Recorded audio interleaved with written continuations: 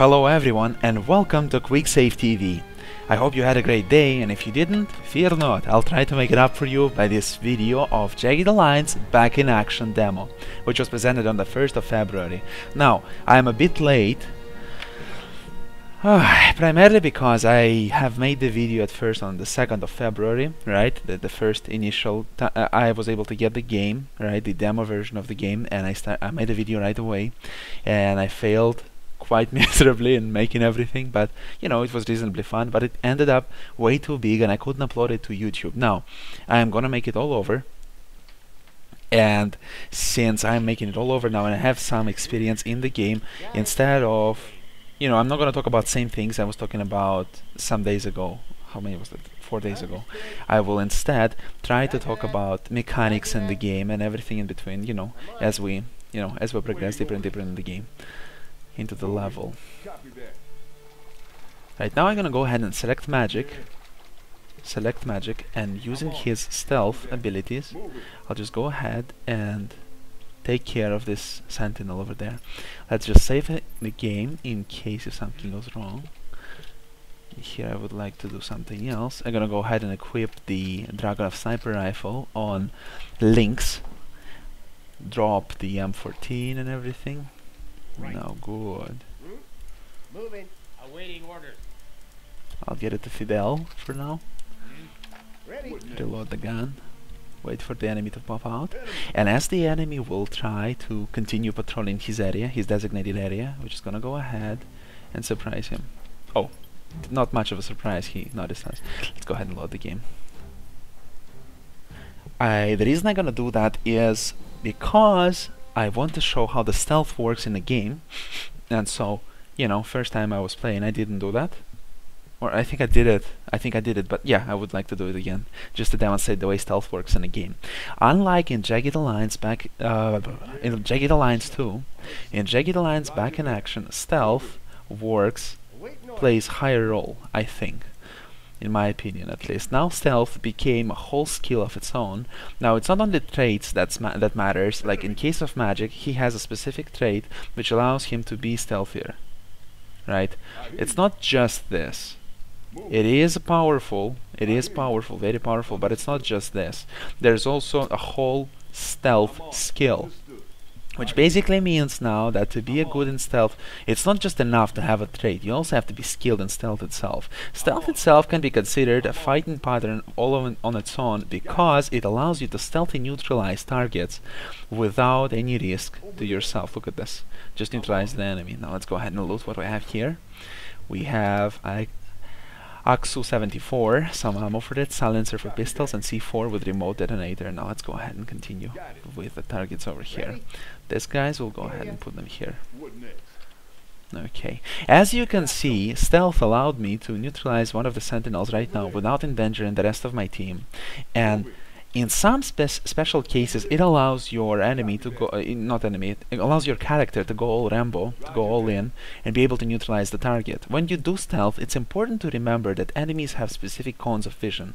In this case we have this guy aiming straight here, and because this part of the wall blocks his view, he sees only this part, and this enemy sees only this part. Notice how when they're aiming they actually have much thinner cone of view. Now that means that it's easier for me to sneak on them and deal with them. Now let's just deal with this one as well. Don't forget that as your mercenary executes the command to stealthily neutralize the enemy, he will stand up. So if you want to create a smart, how do you call the Plan&Go system commands, you have to remember to put your mercenary after his command is executed into the crouching mode, else he will start running around like an idiot and will attract too much attention. Now let's go ahead and get the rest of our team here. What else do we have here? Let's go ahead and see what we have. Nothing too interesting, nothing too extraordinary. Now some cigarettes, map here, nothing useful, and here some ammunition, C4. This will take. Okay, now let's just re-equip everything we have. We don't need here this and that. We'll go ahead and do this. we'll drop one item, and now using the inventory exchange, we're gonna go ahead and exchange most of our items. Probably we're gonna leave most of these items as we don't really need them, but you know, just to stay fair, just to be fair, I don't want you to think that they're actually useless. Okay, what I'm gonna do right now is exchange the equipment I have on my mercenaries in order to get Lynx equipped with Dragunov sniper rifle. I think he is equipped. No, he is equipped with Dragunov sniper rifle. Drop down his M14 and the ammunition for it. Get Fidel and get him a better rifle. Get him the Steyr AUG. Now, okay, drop this. This we don't need now. So now after some manipulation I get a little better equipment, in my opinion, for my team. The way I like to get it. Okay, we got some explosives. Magic will get M14. Now you have to realize what I'm doing right now is not absolutely necessary, as there is exchange command between mercenaries, but I just prefer it this way. I can see all the stuff I have in total, and it's just, you know, overall better for me. Works better for me. Now, silencer. Then he gets a silencer, and he can actually drop down his shotgun as he doesn't really need it. Now, magic should equip that. Now we select all of our mercenaries and ask them to reload. Very good. Okay, now that we're set, we're just gonna go ahead and save the game and continue on our mission. Save the game? Yes, of course, I'm sure. Let's go ahead here. Now, how do firefights actually work in Jagged Alliance Back in Action? I was actually very concerned with that at first, when I heard about the game. Like, I wanted to know how exactly they will execute this, you know, this important, probably the most important part of the game. And since it's in real time, will they avoid these difficulties other companies faced when creating 762 or Brigade E5? The one I referred in the announcement. Now, I think they did. Now, look at that. I just set up my my team on using the Plan&Go system. Now I select all of them and press G, setting them in a guard mode, which means once the enemy units get in their line of sight, they automatically start attacking. However, line of sight heavily depends on the weapon and the scope your mercenary uses, as well as on his perception. So some mercenaries, such as Fidel, will not be able to use it as effectively, so I'm gonna manually direct them to hit specific enemies I want to hit. Now, because of the good weaponry they use right now, they will be able to score headshots, and even, you know, they will be able to score headshots, they will be able to score it from such a high distance, even without enemy noticing them, which will not be the case when you start a new game, which will probably mean that you're gonna have pistols only and everything, which makes everything a little bit difficult. Now that we have two enemies aiming at us, let's make a little bit of segregation. Let's ask Magic to hit this enemy with an assault rifle, and Lynx to hit this enemy with something like a shotgun. Nice! Worked out quite fine. Okay, we got hit, then he got hit a little bit. We'll fix him out after the fight is over. Okay. Very, very nice. Now that we're almost done with this, let's go ahead, select Denny, and ask him to fix up the mercenaries. Let's get Denny out of line of fire. Okay. As our mercenaries continue to pump the enemy down to the ground using their advanced weaponry and their advanced skills to hit the target, let's go ahead and fix some mercenaries. Now, as you can see, Danny just healed one of the mercenaries, which basically means that he received some experience for it. Then he healed himself, actually. Depending on the amount of hit points restored, that's how much total experience you got. That's on what your total experience gained will vary. So it's much more beneficial for experience gain to heal really hurt mercenaries than lightly hurt. But again, although the healing mechanics is different from Jagged Alliance 2, they are still can be quite difficult if you get too many hits on your mercenaries. Right now Danny just failed his attempt to heal. He wasted one of the charges and he tried to do it again. Now, your mercenaries usually stop trying to do it again and again once they realize that it's not going to be of any use. But notice how the durability on usable items is quite different now. We have these dots. In case of the med kit, we have the how many we have? We have 6 dots, 6 charges, and each time you use this object, you will consume one of its charges, which means that you won't be able to get away with what you was getting away in Jagged Alliance 2. You will not be able to use the same items again and again, and basically you will not be able to use the same healing item for the remainder of the game, like it pretty much was in my case. I just had small med packs for each of the team members, and I was able to heal like for the eternity using the same items. It was quite not frustrating, but really disbalanced, and even more so, it felt disbalanced. It didn't feel good, you know. Let's go ahead and neutralize the rest of these mercenaries. Notice how I'm using Plan&Go system in order to designate commands a little bit more effectively, allowing me to effectively allocate the resources I have. Now then he got really hurt. Now that also means that he's gonna get a lot of experience for it. Notice how that's good that he's not down because he's the best medic in the team. Should be able to fix himself up. Okay, he got himself fixed. Now, right now there's no such little small black bar on the health, but if you continue spamming healing, right, as you get hurt, eventually you will get this black bar which will tell you basically that you cannot heal further from this point, right? That basically means that if you continue non-stop healing your mercenaries and get hurt during combat, it will end up very bad for you. And if possible, should be avoided. Now we're just gonna go ahead and pick some items here. I'm not gonna talk a lot about these items right now, but just for people who don't know, it's in Jagged Alliance, back in action, and in Jagged Alliance 2 it was the same. In Jagged Alliance 1 I assume it was the same. I didn't really play it a lot, but I assume it was the same. As you kill the enemies, they're not necessarily gonna drop the items they had in their inventory, which means that there is some kind of randomization, like in action RPGs. You're not necessarily gonna get what the enemies had. So, even if you fight against the strongest enemies in the game, which have the best equipment in the world, you're not necessarily gonna get this equipment, which makes it a little bit more exciting. At least for me, that's how I felt. Now we're just gonna go ahead and continue assaulting this house. Now I have to make a quick note of enemy artificial intelligence. I have to say that it's a very strong artificial intelligence, and I have to disagree with anyone who thinks otherwise. It seems overall much stronger than it was in Operation Silent Storm, in Jagged Alliance 2, or in any other tactical game out there before that. I like the way enemies regroup. They change their positions according to what they see on the battlefield, according to what they hear and see. They are quite efficient in this, and I really like the way they act.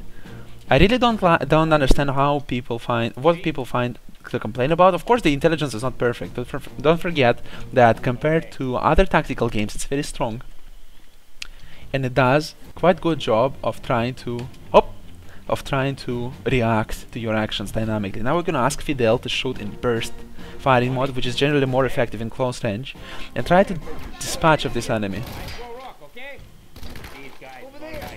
We got them down.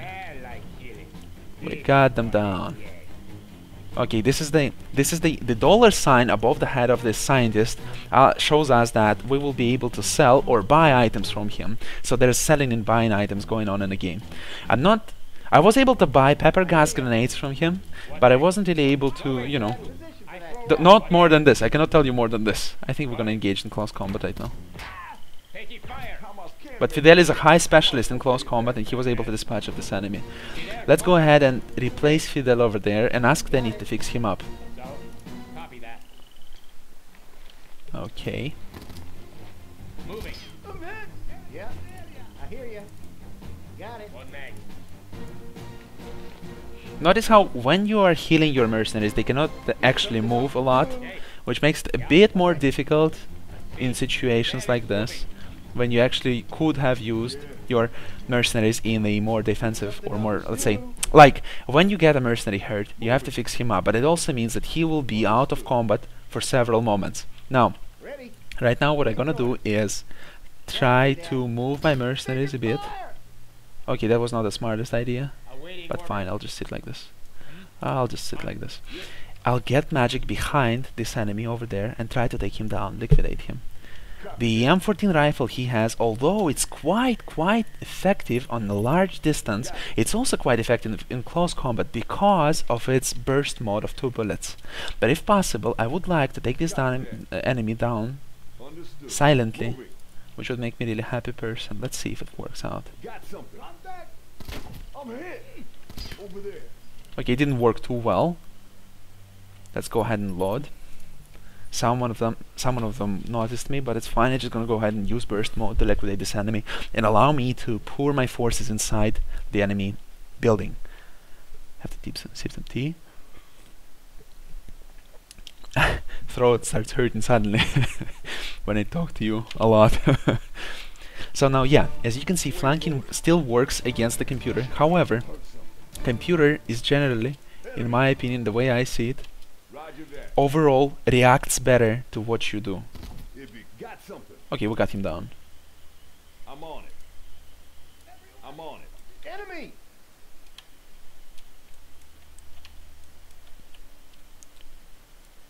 Moving.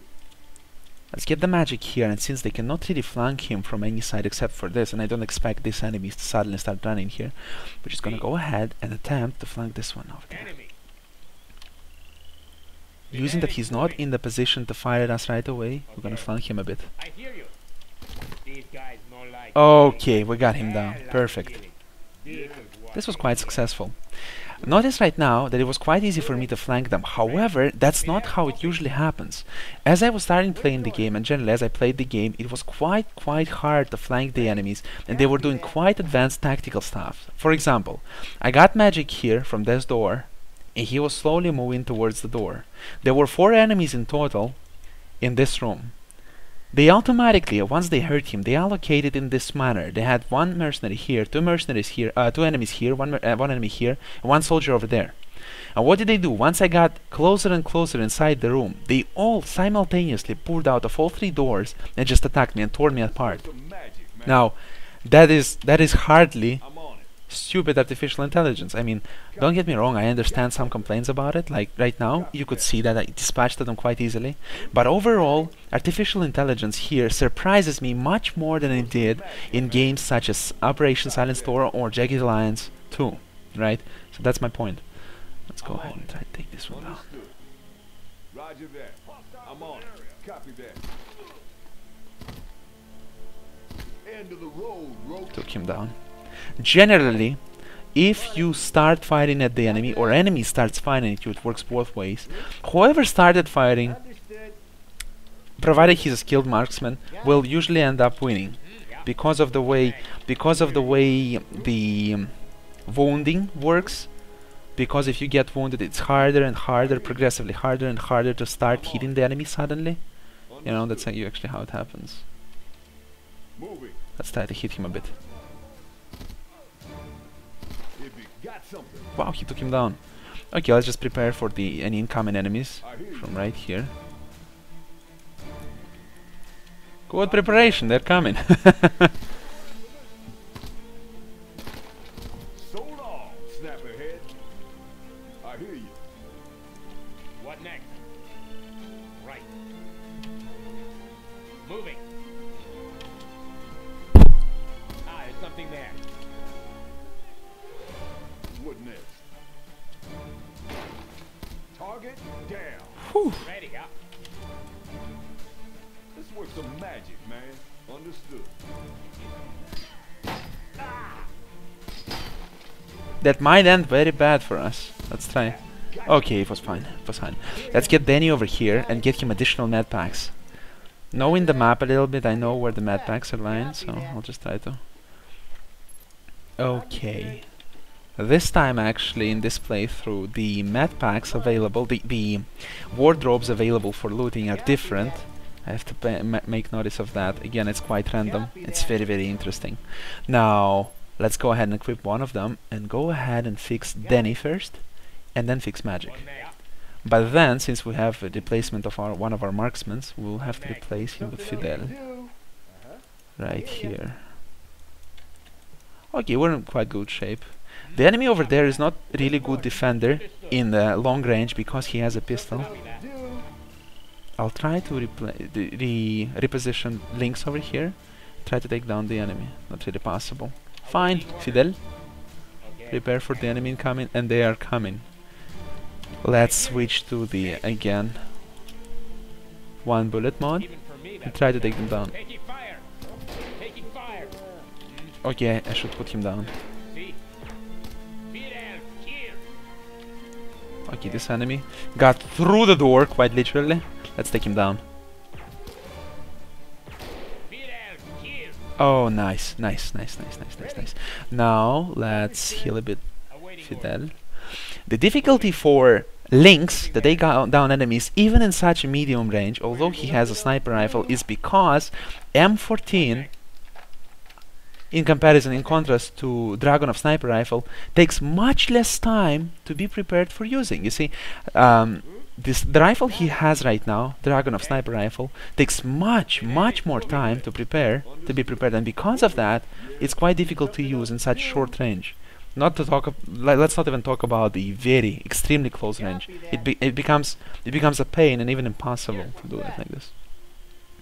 Okay, so now we're gonna do something exciting. We'll try to get in the fighting positions, but as we do that, we will use Fidel to make some diversive explosion. Now, let's put Lynx over here, Magic over here as well, and then you over here. I mean, let's not get too strategical in this. Yes, once they're in position, we're gonna get Fidel over there and destroy this wall over here. Let's equip C4 with remote control. Now, unlike in Jagged Alliance 2, I really don't like it so far, I have to say, this change, but I have to talk about it a little bit. Now, the explosives you use are only on pre-designed places. That you can use explosives now on only pre-designed places. You cannot place an explosives down near the corner over there or wherever to trap your enemies. Like, in case of C4s, you cannot place them wherever you like. You have to place them in some specific places. Well, because of that, the way I see it is that, you know, it dumps down the usage for explosives, which makes me kind of sad, but okay, what to do now? Okay, now that they spotted us anyway, let's place C4 right here. Oh, look at that, I cannot even put it from this side. That makes me really sad. Okay. I have to put it specifically from inside, from the inside the building. Let's see what's gonna happen. Now that we are in position, and the enemies don't come for some reason, let's just go ahead and try to... Okay, they are coming. Got it. Kill confirmed. No way to shoot. I throw rock, okay? Ready. No way to shoot. I throw rock, okay? Yeah. I hear you. What's this? Copy that. Where's that stuff? Okay. I'm hit. Hey, you see this? Fidel is down. Okay, you have to sober up a little bit. These trees are so annoying when issuing orders. Okay, let's place you like this. Understood. Awaiting orders. Right. Trying to take your asses out my face, snapperhead. Yeah. I'm on it. I'm on it. I hear you. Moving. Because of the enemy armor, I'm not able to penetrate his defenses. And probably it will end up not so good. Yeah. Okay, now that his armor is kind of destroyed, I got my okay, that's not very successful. Understood. I have to say, although I rushed in this position, in this specific position, I played the game through the demo 3 times now. So you can see that, you know, even through that experience, I can make mistakes, and it makes the game quite difficult. So even if you are experienced Jagged Alliance 2 player, you will still face some difficulties, at least in the beginning of Jagged Alliance back in action. Now again, it's just a demo, and it's a demo of somewhere in the middle of the game, You know, it again will heavily depend on what mercenaries you have, how well equipped they are, what equipment they have, and so on. So now we're just gonna go ahead and cut at this point. So to avoid the big size of the video, if you enjoyed the video, be sure to go ahead, subscribe, like, and favorite the video. It would help me a lot, and I hope you liked it. Have a great day, bye bye, and stay tuned for more content from QuickSaveTV.